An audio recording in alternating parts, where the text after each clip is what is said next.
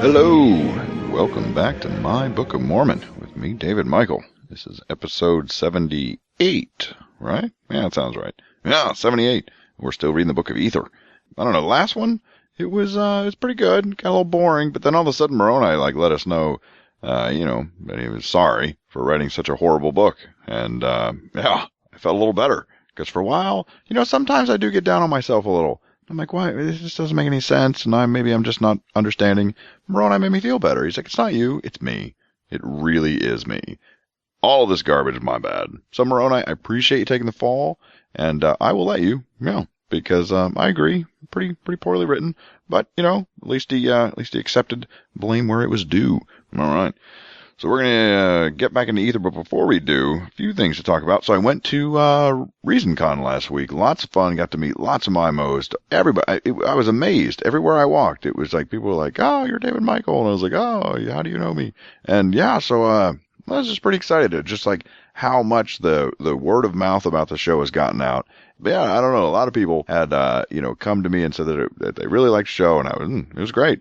And I got to meet the great Bryce Blankenagel in person. Very excited about that. And it was cool because we'd worked together quite a bit before, and it was great to meet him. Yeah. So anyway, to everybody there, to let's see, Bill and Susie, to Bobby C and Ms. Ashley, to Noah and Heath and Lucinda, to I would say thanks to Tom and Cecil, but why? I know them, see them all the time. But to everybody that I got to meet for the first time, it was great, and just great meeting all of you.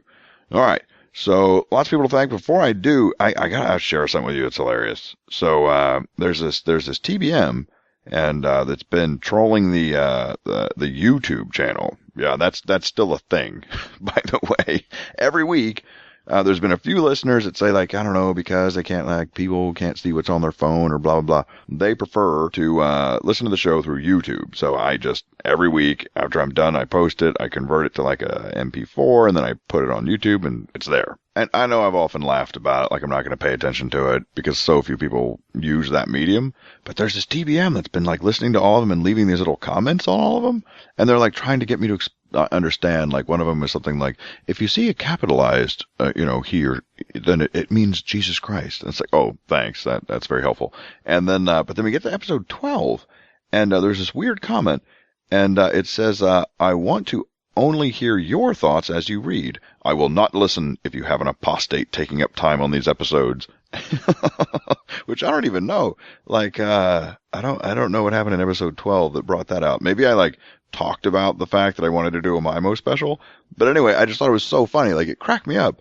Like, first of all, this is episode 12. Can you not see that there's 77 episodes ahead of it? Like, how do you think you can say something and I could, change the show? You're so far behind. But what's even funnier is like, oh, you're not going to listen anymore? Oh, okay, don't, right? It just, I don't know, it cracked me. I legitimately just burst out laughing when I read it. It was just so funny. So anyway, so I just thought, I'll reply because, I don't know.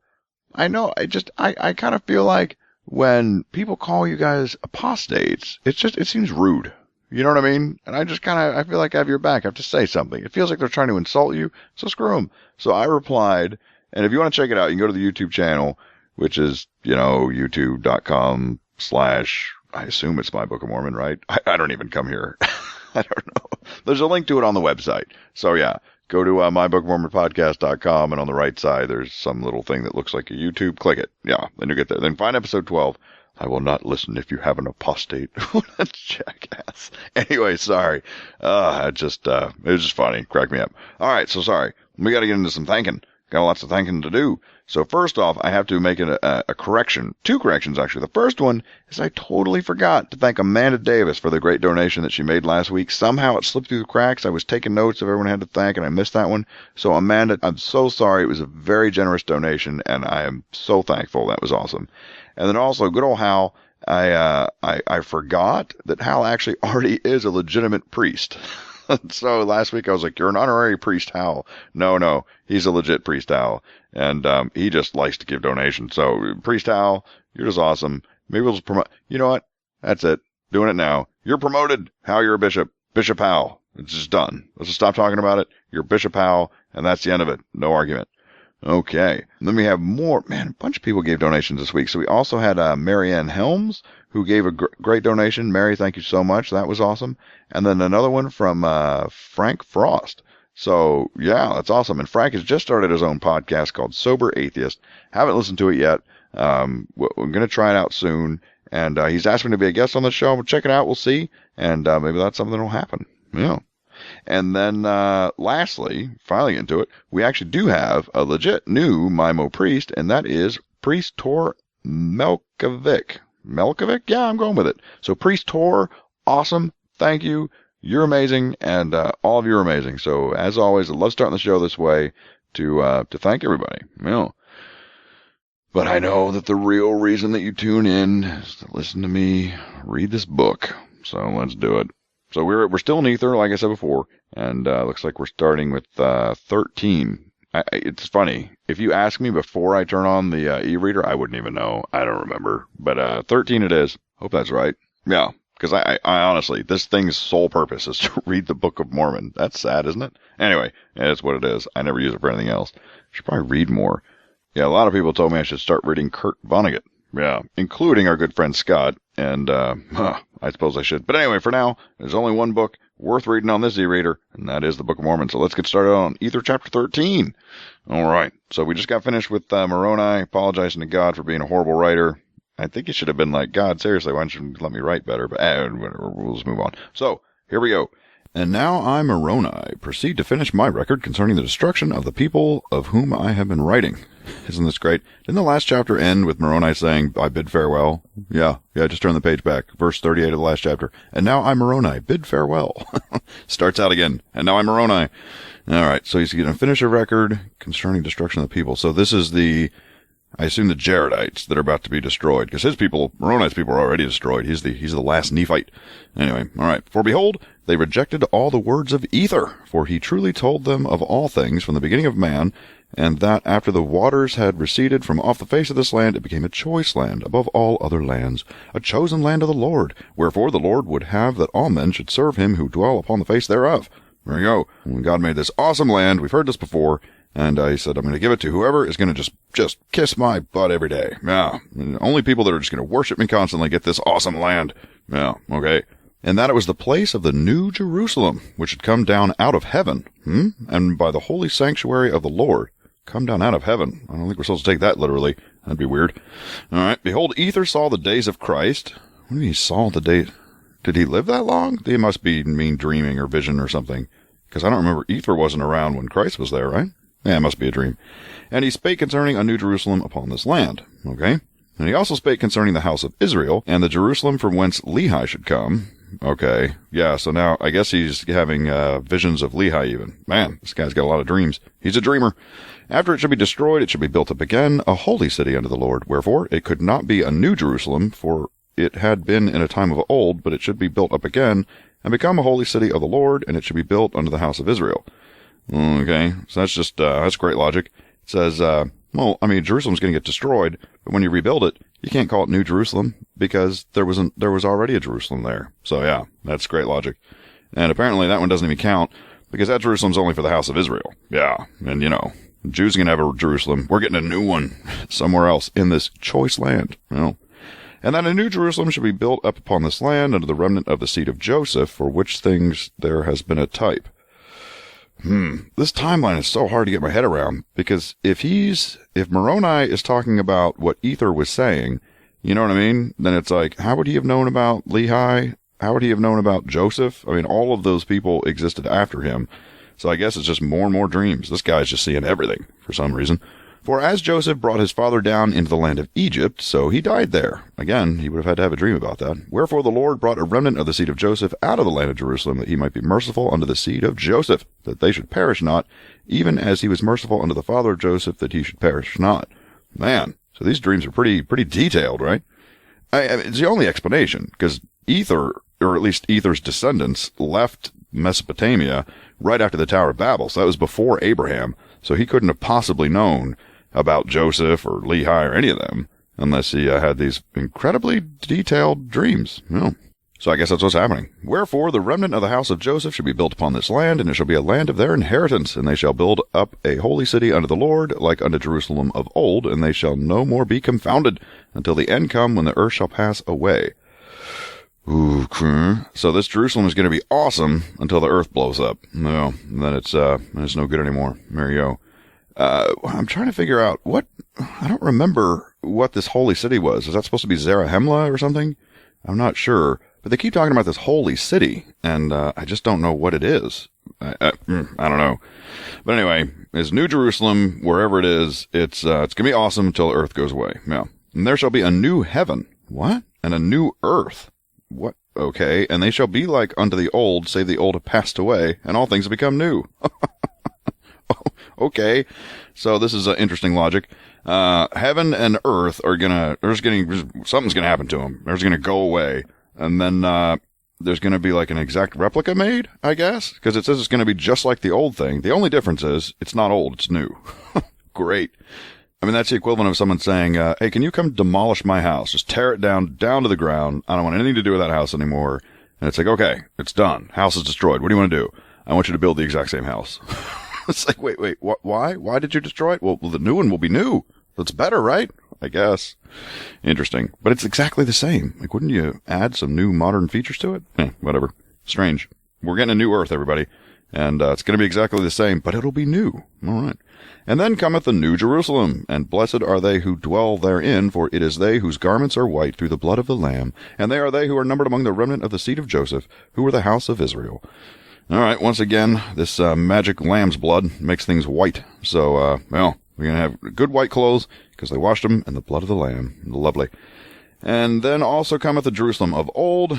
Good God, what is this talking about? And the inhabitants thereof, blessed are they, for they have been washed by the blood of the Lamb. Yep, them too. And they who were scattered and gathered in from the four quarters of the earth and from the north countries, and are partakers in the fulfilling of the covenant of God, which they made with their father Abraham.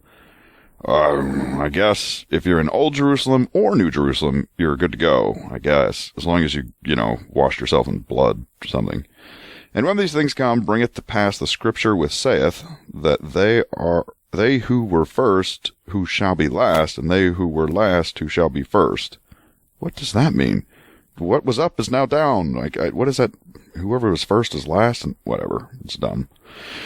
And I was about to write more, but I am forbidden. Of course. You're not always forbidden to write good stuff. But great and marvelous were the prophecies of Ether. But they esteemed him as a naught, and cast him out, and he hid himself in the cavity of a rock by day. Okay. And by night he went forth viewing the things which should come upon the people. Wow. All right. So we just got a interesting look into the who this guy Ether is. So let's take this book at face value, right? Let's just say this is a historical record. Sure, why not? Just for the sake of argument, let's go with that. So that means that the actual people on the ground living at this time listened to what Ether had to say, and they said, you're a babbling insane man, and they kicked him out. Like, you're a nut job, go away. No. So this is the actual eyewitness accounts of people. They weren't buying it. None of it. So, let's see what happened next. Then he went and lived in a cave, okay? So now you have this madman that everyone knows is crazy, and he lives in a cave. So his hair's getting long, he's not bathing, he's probably got long black fingernails. This is just a disgusting person. This is literally a homeless, a homeless madman that lives in a cave. And they named a book after him. Great. This is fantastic. Can you see this guy? Yeah, dude lives in a cave. This is fantastic. Okay, but don't worry. Because at night he has these wonderful visions, and he wants to tell the world. That makes it better. Oh my gosh, he's a crazy person. Okay, Ether is sounds like he's a madman, and he dwelt in the cavity of a rock. Said it again, and he made the remainder of this record, viewing the destructions which came upon the people by night. Yeah, he has mental issues, right? I mean, someone should get him help. You can't just like, if a guy's crazy, you don't just tell him to go live in a cave. You get him some therapy. I guess I didn't really have that then, but still, kind of feel bad for him. And it came to pass, drink, that in the same year in which he was cast out from among the people, there began to be a great war among the people, for there were many who rose up, and were mighty men, and sought to destroy Coriantumr by their secret plans of wickedness, of which hath been spoken. All right, here we go again. More of the family drama. kind of thought we were past all that, but it sounds like we're getting back to these characters that we really don't care about that just keep killing each other and putting each other into captivity. That's the problem, right? They've never really told us any story. Like, we're not emotionally invested in any of these people, right? They were just names. So I don't really care what happens to Coriantumr, frankly. I don't know who he is. Anyway, but he repented not, and I assume this is Coriantumr, yeah. Neither his fair sons nor daughters. Got to make sure that we know they're fair. Neither the fair sons and daughters of Kohor, neither the fair sons and daughters of Korihor, with a C, and in fine, there were none of the fair sons and daughters upon the face of the whole earth who repented of their sins. All right. So the white people were not repenting. I guess is what that's saying. That's what it means, right? When it says they're fair, pretty sure it means they're white. Anyway, they're not repenting. Good for them. Wherefore it came to pass, Drake, that in the first year that Ether dwelt in the cavity of a rock. My God, he lived there for a year. He has got to be a mess. There were many people who were slain by the sword of those secret combinations, fighting against Coriantumr that they might obtain the kingdom. Whatever, more fighting. And it came to pass, Drake, that the sons of Coriantumr fought much and bled much. Doesn't sound like it's going too well for Coriantumr. Lots of bleeding going on. They should probably wash themselves in that blood, get cleaned up. And in the second year of the word of the Lord came to Ether, that he should go and prophesy unto Coriantumr. If he would repent and all his household, the Lord would give unto him his kingdom and spare the people. All right, God, we need a sidebar conversation. Seriously, what are you doing? You can't keep doing this. Like, God, you can talk to these people directly, right? The last person in the world that you should be tapping to send your message to a king is this madman that's lived in a cave for a year. He's a crazy man. Stop it. Pick someone with a little bit of credibility. But people have already listened to this guy. They're like, you're clearly insane. He lives in a cave. Why on earth would you want that to be your communication medium, right? You don't know. That bad idea. God, pick anyone else, right? Ether is clearly out of his mind. All right. My God, his name's Ether. Come on. I'm sorry, God. You can do better. It's like you're not even trying anymore. I actually kind of think, God, you don't want these people to repent. Like, if you did, you would try harder. You just send this crazy person. It's like, oh, you didn't listen to that crazy man. You're doomed now. It's like, come on. Give him a chance. All right. Otherwise, they should be destroyed. Yeah, there you go. Either listen to this nut job over here, wasn't bathed in a year, lived in a cave. He's probably been adopted by some bear family. Yeah. And if you don't listen to him, you're going to be destroyed. This is great logic. And all his household, save it were himself. And he should only live to see the fulfilling of the prophecies which had been spoken concerning other people receiving the land for their inheritance. Huh. So this is saying if Coriantumr doesn't listen, then God is going to kill his whole family except for him, and he's going to make sure that he lives long enough for, I guess, Lehi to come over, right? Because those are the other people that are going to get the land. Huh. I wonder how long that is. I don't remember there ever being like any of the Jaradites that went to go meet any of the Nephites or Lamanites, but I don't know. It says that he's going to live long enough. Well, you don't know. Maybe Coriantumr listens to this madman and repents, so we'll see. All right. And Coriantumr should receive a burial by them, and every soul should be destroyed save it were Coriantumr. I still am not following. The burial by them, I assume that means the new people that inherit the land? So, did the Nephites bury Coriantumr? I don't know. That's what it sounds like, but that doesn't add up. And it came to pass during that Coriantumr repented not. Shocking. Neither his household, neither the people, and the war ceased not. And they sought to kill Ether. Well, why not? He's a crazy person. And he fled from before them and hid again in the cavity of a rock. He found himself a new cave. All right. Hope his bear family came along with him. Then it came to pass drink that there arose up Sharad, and he also gave battle unto Coriantumr. And he did beat him, insomuch that in the third year he did bring him into captivity. Sorry. I should be like emotionally upset. Oh, sorry, Coriantumr, but I don't know who you are. Certainly. And Sharad, good for you. Don't know who you are either, so I don't really care about you. I mean, you gotta give me some backstory for me to care about these people, Something. Give me something. Nothing. Just Sharad. There he is. Random name. Why not? He beat him. That's great. All right, and the sons of Coriantumr in the fourth year did beat Sharad, okay, and did obtain the kingdom again unto their father. So, great. Side note, Sharad was on top, now Coriantumr is on top. Wonderful. Now there began to be a war upon the face of the land, every man with his band fighting for that which he desired. So it sounds like it's, used to just be two sides, the Coriantumrs and the Sharads. Now it sounds like we've got quite a few other factions. So there's lots of little factions now, and they're all kind of like fighting for a piece of the pie, it sounds like. And there were robbers, and in fine, all manner of wickedness upon all the face of the land. Well, I suppose so. It doesn't sound like anyone's in charge, right? You just got a bunch of little factions fighting each other, so I would imagine there's no real law and order at all. Sounds terrible. And it came to pass during that Coriantumr was exceedingly angry with Sherad. I wonder why. Well, I suppose Sherad did kind of beat him in battle, so I guess he wants some payback. He went against him with his armies to battle, and they did meet in great anger, and they did meet in the valley of Gilgal, and the battle became exceedingly sore. Okay, another sore battle, everybody, in Gilgal, like that matters. And it came to pass drink that Sherad fought against him for the space of 3 days. And it came to pass drink again that Coriantumr beat him, and did pursue him until he came to the plains of Heshlon. Okay, so looks like Sherad was in Gilgal, but he fought him and pushed him all the way back to Heshlon. Man, imagine that, guys, all the way from Gilgal to Heshlon. That's quite a distance. I'm kidding. I have no idea what it means. Nor do I care. But I don't understand. I thought Coriantumr's son already beat Sherad, but maybe beat him and didn't kill him, and Coriantumr just really wants to just stick it to him, I guess is what's happening. And it came to pass drink that Sherad gave him battle again unto the plains, and behold, he did beat Coriantumr. Great, now Sherad's on top, and drove him back again to the valley of Gilgal. All right, so he went from Gilgal all the way to Heshlon, back to Gilgal. Isn't this exciting? And Coriantumr gave Sherad battle again in the valley of Gilgal, in which he beat Sherad and slew him. Well, finally an end to this endless tennis match they were playing. It's just serious. It's like, oh, he won, and then he won, and then he won, and now one's dead. So Sherad's out of the picture. So all back to normal. And Sherad wounded Coriantumr in his thigh.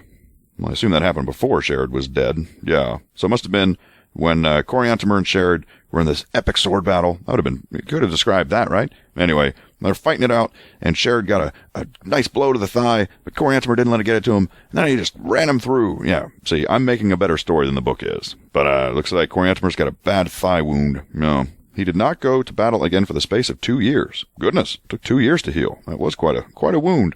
Good job, Sherad. You didn't go out without a fight. I'll give you that. In which time all the people upon the face of the land were shedding blood, and there was none to restrain them. I don't understand. So I guess when Coriantumr wasn't fighting, everybody else kept fighting. He was just recovering for 2 years, but everybody else kept fighting. Everyone's bleeding. Everybody's wounded because no one was restraining them. Okay, well, that was the end of chapter 13. Outside of the little endless, pointless battles, it was interesting to learn who Ether really was. Yeah, crazy person in a cave. Yeah, that's God's mouthpiece for the earth. Great choice there, God. Fantastic. Okay, chapter 14, verse 1. And now there began to be a great curse upon all the land because of the iniquity of the people. That's right. They didn't listen to the madman in the cave, so now they're getting cursed. Great plan, God. In which, if a man should lay his tool or his sword upon his shelf, or upon the place whither he would keep it, behold, upon the morrow he could not find it.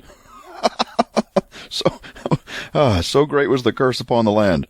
Wow, so it's like the April Fool's Day curse. Yeah, that's what it is. Yeah, if you put something on the shelf and you go to bed, you wake up, it's gone. Well, God's pulling some pranks on all these guys. That's awesome. Wherefore every man did cleave unto that which was his own. With his own hands, it would not borrow, neither would he lend. And every man kept the hilt of his sword in his right hand, and the defense of his property and his own life, of his wives and his children. There you go. If you put your sword down, it's going to vanish. So they're like, well, we found a loophole in this system. We just won't put it down. Seems sound. And now, after the space of 2 years, and after the death of Sherad, so wait, Sherad died 2 years ago? I don't 2 years went by from some random point. Behold, there arose the brother of Sherad, and he gave battle unto Coriantumr, in which Coriantumr did beat him, and did pursue him to the wilderness of Achish. Yeah, I gotta tell you, sounds like we're getting back to this pointless battles back and forth. I really want to know more about this curse. That sounded fun, right? Yeah. I mean, what did you have to do? Like, carry all of your possessions on your back all the time so you couldn't lose them? Like, never put anything down? You know what I mean? Like, you finish dinner and you put your fork down, and everyone's like, no, pick it up, you'll lose the fork. Oh, funny. Well, I guess they just sleep with everything, right? Just, like, put all their possessions in bed with them, snuggle up. They did, like, spoon their sword. That's not safe. All right. Let's see. I guess we're just gonna, we're back to battle. So I guess we're done with the curse fun. And then it came to pass, drink, that the brother of Sherad did give battle unto him in the wilderness of Achish, and the battle became exceedingly sore, and many thousands fell by the sword. That's great. And it came to pass, drink, that Coriantumr did lay siege to the wilderness. He laid siege to the whole wilderness? Well, how did you do that? It must not have been a very big wilderness. I mean, when you lay siege like a city, right? So, I mean, it's like a walled area. pretty small landmass. You just kind of surround it. But laying siege to the wilderness, that's, you'd have to have one hell of an army. All right. And the brother of Sherod did march forth out of the wilderness by night and slew a part of the army of Coriantumr as they were drunken. Well, Coriantumr's brother, or no, actual Coriantumr, right? Yeah.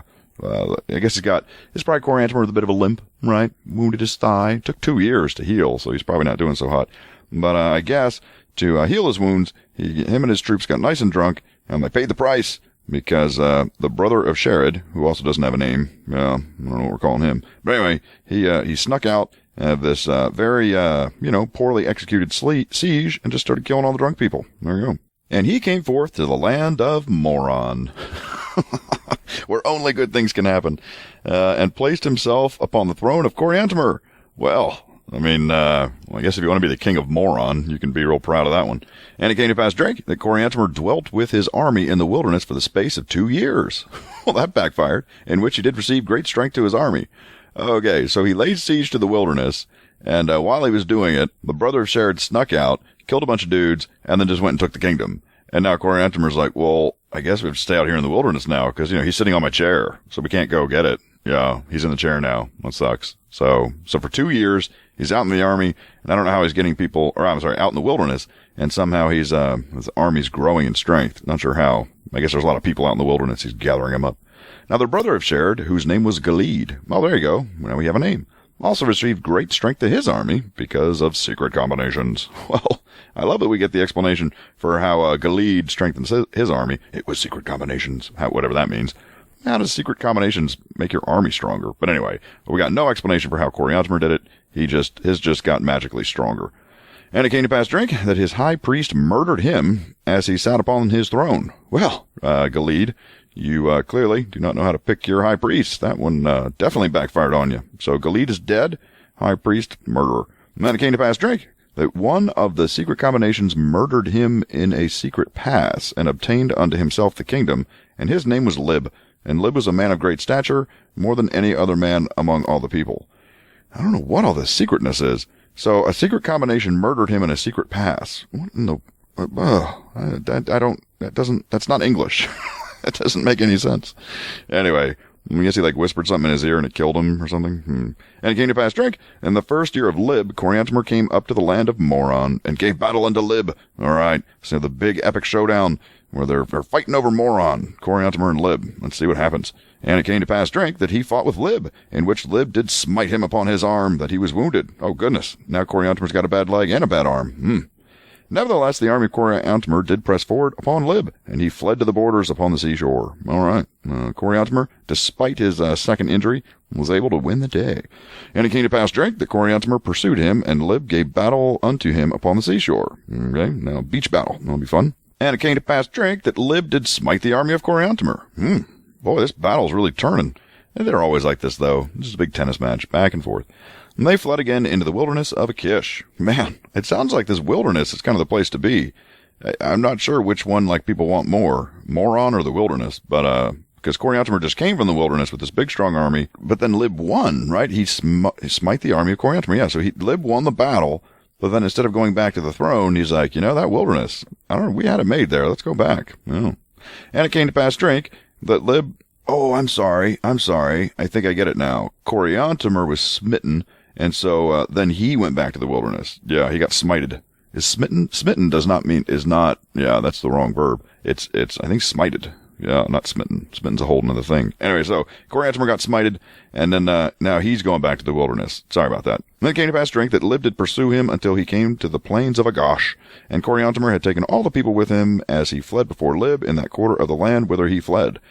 Well, that's pleasant. And it came to pass, Drink, that Lib did pursue him until he came to the plains of Agash. And Coriantumr had taken all the people with him as he fled before Lib in that quarter of the land whither he fled. That's interesting. So Coriantumr is escaping, and every town that he passes, he's just grabbing all the people and dragging them along with him. It doesn't sound very good, does it? Kind of sounds like he just enslaved a quarter of all the people and conscripted them into the army. Coriantumr, not cool. Not cool at all. That's not a very nice thing to do to your own people. And when he had come to the plains of Agash, he gave battle unto Lib, and he smote upon him until he died. He just kept smoting him. He's like, bang, bang, still alive, bang. Finally, Lib died from too much smiting, whatever. That's a weird word. Nevertheless, the brother of Lib did come against Coriantumr in the stead thereof, and the battle became exceedingly sore, in which Coriantumr fled again before the army of the brother of Lib. All right, so Lib's dead, brother not, and brother put up a good fight. Now the name of the brother of Lib was called Shiz. Okay, it came to pass drink that Shiz pursued after Coriantumr, and he did overthrow many cities, and he did slay both women and children, and he did burn the cities. Well, these people not doing well. Coriantumr capturing people and conscripting them into his army, and then brother of Lib, Shiz is just he's killing everybody, burning their cities. Yeah, tough time for them. And there went a fear of Shiz. A fear of Shiz. All right. Throughout all the land, yea, drink, a cry went forth throughout the land. Who can stand before the army of Shiz? Could you imagine living at this time period? How would you not chuckle? I don't care how scary they are. Someone's like, oh, the army of Shiz is coming. I'd be like, that just sounds made up. Behold, he sweepeth the earth before him. And it came to pass, drink, that the people began to flock together in armies throughout all the face of the land. And they were divided. And a part of them fled to the army of Shiz, and a part of them fled to the army of Coriantumr. Gotta hand it to Coriantumr. He has gone through like several different opponents, lots of different people trying to fight him. He's taken them all head on. So good for him. Wounded twice, I know that it said that he didn't repent, but he does seem like the hero of this chapter. And so great and lasting had been the war, and so long had been the scene of bloodshed and carnage, that the whole face of the land was covered with the bodies of the dead. Goodness. Tell you, these people just never heard of a negotiating table. No, they just fight. They just love to fight. Could you imagine if there was ever a civilization in history that was this violent, that they just, the entire region just gone, That would be, I just don't think that's ever happened. Well, and so swift and speedy was the war that there was none left to bury the dead. And they did march forth from the shedding of blood to the shedding of blood, leaving the bodies of both men, women, and children strewn upon the face of the land to become prey of the worms of the flesh. And there you go.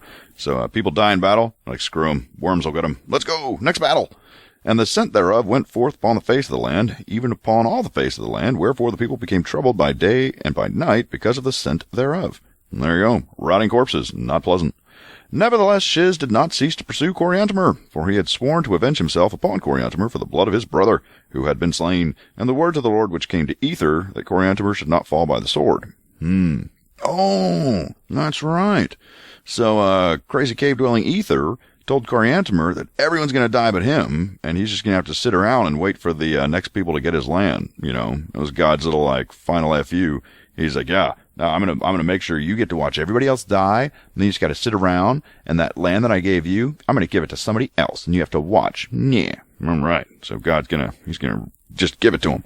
And thus we see that the Lord did visit them in the fullness of his wrath, and in their wickedness and abomination had prepared a way for their everlasting destruction. Yes, because they didn't listen to the madman in the cave. Solid, God, solid. And it came to pass, drink, but Shiz did pursue Coriantumr eastward, even to the borders by the seashore, and there he gave battle unto Shiz for the space of 3 days. And so terrible was the destruction among the armies of Shiz that the people began to be frightened, and began to flee before the armies of Coriantumr. And they fled to the land of Corihor, and slept off the inhabitants before them, and all them that would not join them. All right. So, I don't even know if you want me to recap it, but it sounds like Coriantumr got the upper hand on Shiz, and Shiz was going into towns, and he's like, who wants to join my army? And some people were like, us. And he's like, who doesn't? And there's other people were like, us. And he just killed the ones that didn't join. That's fair. And they pitched their tents in the valley of Corihor, and Coriantumr pitched his tents in the valley of Shur. Uh-oh. We got a Shur-Corihor battle coming. And now the valley of Shur was near the hills of Comnor. I love these names. Wherefore, Coriantumr did gather his armies together upon the hill Comnor, and did sound a trumpet unto the armies of Shiz to invite them forth to battle. And they came to pass, drink, that they came forth, but were driven again, and they came a second time, and they were driven again the second time. And it came to pass, drink, that they came again a third time, and the battle became exceedingly sore. So the first two assaults, that wasn't sore yet. That was just a little skirmish. But the third one, and it became sore. And it came to pass, drink, that Shiz smote upon Coriantumr, and gave him many deep wounds. Man, Coriantumr is a survivor. And Coriantumr, having lost his blood, fainted, and was carried away as though he were dead. Well, that's Coriantumr now, had a massive injury to his thigh, another one to his arm, and now it's just many deep wounds. Yeah, this guy is just getting beat up, but he can't die, because the crazy man in the cave said he couldn't, so there you go. Now the loss of men, women, and children on both sides was so great that Shiz commanded his people that they should not pursue the armies of Coriantumr, wherefore they returned to their camp. So Shiz was just like, you know what? Enough people died today. We reached our killing quota, boys. Come on, back to the camp. Yeah, great. Oh, I was into 14. Okay, we got time for 15. Let's do it. This was, I don't know, the battles. I really wish they went back to that curse. That sounded so much fun, right? Just all these stories about people finding ways to not lose their stuff. It was so weird. Where did that come from? I like the weird stuff. These battles are boring. I never thought I'd say that, but these battles are exceedingly boring. Yeah. Chapter 15. And it came to pass, drink, when Coriantumr had recovered of his wounds, he began to remember the words which Ether had spoken unto him. And he saw that there had been slain by the sword already nearly 2 million of his people. My goodness! And he began to sorrow in his heart. Yea, drink, there had been slain 2 million of mighty men, and also their wives and their children. Well, this is quite a battle. 2 million people. Although I'm not entirely sure how long this war's been going on. We'd have to go back. I think it's been several years, you know. So I guess, if you have constant fighting for a decade, 2 million may not be out of hand. And also, we don't know what the population is. Is this 2 million amongst 200 million? Because then it's like, well, bad, but, 1%. Anyway. He began to repent of the evil which he had done. Coriantumr finally got the message, took 2,000 men and their families, so I guess it is more than 2 million, and that was enough for him. He was like, time to listen to that crazy old man in the cave. I'm going to repent. He began to remember the words which had been spoken by the mouth of all the prophets, and he saw them that they were fulfilled thus far, every whit. And his soul mourned and refused to be comforted. He's just sad now. He's like, man, should have listened to all those crazy people. And it came to pass, drink, that he wrote an epistle unto Shiz. Well, look at this. Finally, some negotiating, desiring him that he would spare the people, and he would give up the kingdom for the sake of the lives of the people. Oh, very nice. So, it sounds like Coriantumr's finally had enough. He's like, you know what? What are we fighting for again? You want to be king? Fine, just be king. I'm done. I'm so tired of getting wounded. Just sick of it. All right. And it came to pass, drink, that when Shiz had received his epistle, he wrote an epistle unto Coriantumr, that if he would give himself up, that he might slay him with his own sword, that he would spare the lives of the people. Well, there's a nice counteroffer. He's like, I'll give you the kingdom. And Shiz is like, sounds good. Can you come over here, hand me your sword so I can kill you with it? That would work for me. I'm just saying, if we do that, we will seal that deal right away. And it came to pass, drink, that the people repented not of their iniquity, and the people of Coriantumr were stirred up to anger against the people of Shiz, and the people of Shiz were stirred up to anger against the people of Coriantumr. Wherefore, the people of Shiz did give battle unto the people of Coriantumr. Well, I don't understand why Coriantumr didn't just say okay to that. Really, he was kind of like, he couldn't even be comforted. He was so racked with guilt. You know what I mean? It's like, well, there's one way to save all these people. And he's like, I'll do anything. I can't be comforted. I'm just so heartbroken after repenting. It's like, yeah, you just have to go out there and die. And he's like, to battle! Yeah, Coriantumr. Yeah, you're really buying your repentance there. When Coriantumr saw that he was about to fall, he fled again before the people of Shiz. And it came to pass, drink, that he came to the waters of, for God's sake, Ripliancum. Sure. Ripliancum. Fantastic. Which, by interpretation, is large, or to exceed all. Well, there you go. We're not sure what we're interpreting. But in some language somewhere, Ripliancum means large to exceed all. There you go. Must be Reformed Egyptian. Wherefore, when they came to these waters, they pitched their tents, and Shiz also pitched his tents near unto them. And therefore on the morrow they did come to battle. Okay, and it came to pass, drink, that they fought an exceedingly sore battle, in which Coriantumr was wounded again, of course, and he fainted with the loss of blood. And Coriantumr, you must be covered in scars. And it came to pass, drink, that the armies of Coriantumr did press upon the armies of Shiz, that they beat them. Coriantumr won a battle finally. It's been a while. That they caused them to flee before them, and they did flee southward, and did pitch their tents in a place which was called Ogath. There you go. And it came to pass, drink, that the army of Coriantumr did pitch their tents by the hill Ramah, and it was that same hill where my father Mormon. Sorry, I've seen Mormon or Moron so much I mistook it. All right, same hill that Mormon did hide up the records unto the Lord, which were sacred. I thought that was the hill Cumorah. I'm losing track of all these hills and where they're hiding stuff. And it came to pass, drink, that they did gather together all the people upon the face of the land who had not been slain, save it were Ether. Or save it was Ether. Wait, what? All the people of the land got together except for Ether for some reason. They probably can't find him. He's like spelunking in his cave. And it came to pass, drink, that Ether did behold all the doings of the people, and he beheld that the people who were for Coriantumr were gathered together to the army of Coriantumr, and the people who were for Shiz were gathered together for the army of Shiz. Well, it's very observant of you, Ether. Imagine, he's like, let's see, what can I observe and write down? I notice that the army of Coriantumr are standing near Coriantumr. Interesting. And the army of Shiz. They're near Shiz. This is revolutionary observation that I'm doing here. God, Ether is something else. Wherefore they were for the space of 4 years gathering together the people, that they might get all who were on the face upon the land, that they might receive all the strength which it was possible that they could receive. All right, so for 4 years, they're just like building up their armies. I don't know if they're skirmishing in the meantime, but they're just, for some reason, leaving each other alone. They can build their armies up. And it came to pass, drink, when they were all gathered together, every one to the army which he would, with their wives and their children, both men, women, and children being armed with weapons of war. Okay. Here you go, little 3-year-old. Here's your sword. What do I do with it, Daddy? Just swing it. Having shields and breastplates and headplates, and being clothed after the manner of war, they did march forth. I'm not sure if you can get a bunch of 3-year-olds to march in one direction, but okay, let's just say that you did. They did march forth one against another to battle, and they fought all that day and conquered not. All right, so they just fought. I love the idea of these little kids. What about infants? What'd you do with them? Put a big breastplate on them? Probably killed them, just the weight. And it came to pass, drink, that when it was night, they were weary and retired to their camps, which is true of every ancient battle ever, but okay. And after they had retired to their camps, they took up a howling and a lamentation for the loss of the slain of their people. And so great were their cries, their howlings and lamentations, that they did rend the air exceedingly. They're super loud and sad. I don't know how these people are not used to, like, people dying in battle, but for some reason this battle was that was the last straw. They're just sobbing now. And it came to pass, drink, that on the morrow they did go again to battle. Really? I thought all the crying would have been like enough. I think I kind of sounded like all of the people were like, enough is enough. Why are we doing this? Why are we fighting? Really, how did they get these people to fight?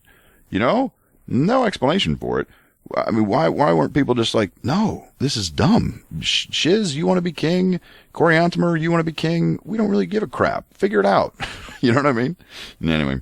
But it sounds like they're going back to battle. That's great. And great and terrible was that day. Nevertheless, they conquered not. And when the night came again, they did rend the air with their cries. This is so weird. And their howlings and their mournings for the loss of the slain of their people. So, once again, doesn't really seem to matter. Makes no difference. They're go out to the day. A bunch of people died. They go back and they're like, how could this happen? This is terrible. All our people are dying. And they're like, okay, so what are we going to do tomorrow? We're going to go get dead again. Let's get more people to die. Oh, these people are something. I just don't, this story's just not believable, right? I'm sorry, it just kind of isn't. And it came to pass, drink, that Coriantumr wrote again an epistle unto Shiz, desiring that he would not come again to battle, but that he would take the kingdom and spare the lives of the people. Well, Coriantumr, you don't have to write a letter. You know what he wants. Just walk out there, hand him your sword, and say, you know what? Kill me. It's done. Coriantumr, no, he's not willing to make the ultimate sacrifice. Well, behold, the Spirit of the Lord had ceased striving with them. What has that to do with anything? And Satan had full power over the hearts of the people. Well, there you go. That's solved. Remember, I was like, why are these people fighting? Satan. No, whenever you're not sure, Satan. For they were given up unto the hardness of their hearts and the blindness of their minds, that they might be destroyed. Wherefore they went again to battle. There we go. So Satan's like, none of this. Well, I understand. If Satan had full power, then I don't understand why why Coriantumr suddenly got soft, saying he didn't want to fight anymore. Satan didn't have Coriantumr's heart. No, probably because he repented. Right, yes, that's why. And then it came to pass, drink, that they fought all that day, and when the night came, they slept upon their swords. Oh, that's right, because the curse, right? I mean, you gotta sleep with your sword. You gotta spoon it. And on the morrow they fought even until the night came. Weren't they doing that every day? Yeah, every day it'd say that the night came and they went, whatever. So this time it was for some reason dramatic that they fought till the night. And when the night came, they were drunken with anger, even as every man who is drunken with wine, and they slept again upon their swords. Okay, so now they're just drunk with anger. Great. And on the morrow they fought again. And when the night came, they had all fallen by the sword, save it were 50 and 2 of the people of Coriantumr, and 69 of the people of Shiz. Leave it to Shiz to have 69 people left. All right, so it's 52 to 69. Looks like Shiz's people got the upper hand by about, what is that, like 17 more people? Yeah, so Shiz still has the upper hand. All right. And it came to pass, drink, that they slept upon their swords that night, and on the morrow they fought again. They just won't stop. And they contended in their might with their swords and with their shields all that day. Man, how? Really? So you had 69 people armed to the teeth facing 52 people armed to the teeth, and somehow that battle lasted all day. I would think that would last 20 minutes, right? I mean, they come crashing into each other, swinging swords. That's not, But anyway, they fought all day, so those shields and armor must have been fantastic. And when the night came, there were 32 of the people of Shiz, and 27 of the people of Coriantumr. So Shiz still has the upper hand. Man, not that many people died. Like, all day they were swinging swords at each other, and only like half of them. I'm telling you, man, good armor. And it came to pass, drink, that they ate and slept and prepared for death on the morrow. And they were large and mighty men, as to the strength of men. So they're all like, hey, we're just going to go all kill each other tomorrow. That'll be fun. Let's have a meal. Great. And it came to pass, drink, that they fought for the space of 3 hours, and they fainted with the loss of blood. Well, that should have happened the day before. I'm actually guessing that it's not physically possible for anyone to have fought as long as these people are fighting. They wake up in the morning and they fight all day. And this is fighting, right? I mean, hand-to-hand combat with swords and shields and lances. You do that all day for one day, you're out of commission. I mean, you're not getting up the next day. You'd be exhausted. Like, there's no way. And they're doing this, like, my God, what is it? It's been at least a week, right? I just don't think that this happened. Nope, calling it out. This is, if this happened, it's grossly exaggerated. That's just, none of this adds up. All right, and it came to pass, drink, when the men of Coriantumr had received sufficient strength that they could walk, okay, they were about to flee for their lives, but behold, Shiz arose, and also his men, and he swore in his wrath that he would slay Coriantumr, or he would perish by the sword. I mean, at this point, there's probably like 5 to 6, right? And he's like, I'm going to kill you to the end. And he's like, yeah, I still got some boys. Like, this is so weird. Wherefore he did pursue them, and on the morrow he did overtake them. I don't know he is and who them is, so one of them, it doesn't matter. Somebody got with somebody, and now they're going to fight. And they fought again with the sword. And it came to pass, drink, that when they had all fallen by the sword, save it were Coriantumr and Shiz, behold, Shiz had fainted with the loss of blood. Okay, so this is it. The last 2 people alive in America are Coriantumr and Shiz. Their entire armies are dead, except for those 2. But Shiz has fainted, so Coriantumr can just seal this up right now. And it came to pass, drink, that when Coriantumr had leaned upon his sword, that he rested a little, he smote off the head of Shiz. What? Coriantumr accidentally lopped off Shiz's head. That is hilarious. So yeah, Coriantumr's like, hey, I'm just gonna rest my sword on your neck here. Yeah, I just gotta lean. Don't worry about it. This is a spot. Let's just lean up. Oh, my bad, Shiz. Took your head off. What in the world? That's funny. Like, we just couldn't have Coriantumr kill a man that had fainted, right? Although, I mean, Nephi did it. I mean, I thought there was a precedent that God was okay with killing people that were unconscious, but apparently, we had to have a little bit of an excuse for Coriantumr to lop off Shiz's head when he was passed out. He was just leaning on his sword, that's all. I mean, seriously, that might be more ridiculous than submarines. He leaned upon his sword, that he rested a little, and he smote off the head of Shiz. That's fantastic. Okay. Then it came to pass, drink, that after he had smitten off the head of Shiz, that Shiz raised up on his hands and fell. Wait, what? And after that, he struggled for breath and died. What? Shiz had no head, and he stood up, and he was struggling for breath? What was struggling for breath? The hole in his neck? What in the world? That's the weirdest thing I've ever heard. Okay. Well, we had a headless man that was trying to breathe, walking around with his hands up in the air. Yeah. I thought that it was the most ridiculous thing I ever read, that Coriantumr accidentally chopped his head off. And, nope, I was wrong. The next verse was absolutely more ridiculous. Headless man walking around. I can't breathe. Well, how can you speak? You have no head. All right. And it came to pass that Coriantumr fell to the earth and became as if he had no life. All right. So Coriantumr is mostly dead. Yeah, mostly dead. And the Lord spake unto Ether, and said unto him, Go forth. And he went forth, and beheld that the words of the Lord had all been fulfilled, and he finished his record. And the 100th part I have not written, of course. This is the 1%, right? Which, imagine, if this is the best 1% of what Ether wrote, thank goodness we didn't have to read the other 99. And he hid them in the manner that the people of Limhi did find them. That's who it was. Limhi found them. Yeah, man, that is way back. Now the last words which are written by Ether are these. Whether the Lord will that I be translated, or that I suffer the will of the Lord in the flesh, it mattereth not, if it so be that I am saved in the kingdom of God. Amen. Which is pretty much what you would expect from an insane man living in a cave. What does that even mean? He's like, oh, I'm going to suffer the Lord in the flesh and kingdom of God, I'm saved. It's like, dude, just go back to your cave. You're a moron. So, turn the page. That was the end of the Book of Ether, and it sounds like we're not done this thing yet, because next we have the Book of Moroni. And there you go. Moroni is not done talking. He's still got more to say. But this sounds like a pretty good place to stop, because, new book, so we'll stop there. Well, that was fantastic. I don't know what you guys thought of that one. It was pretty fun. I thought it was fun. I liked the image of Ether.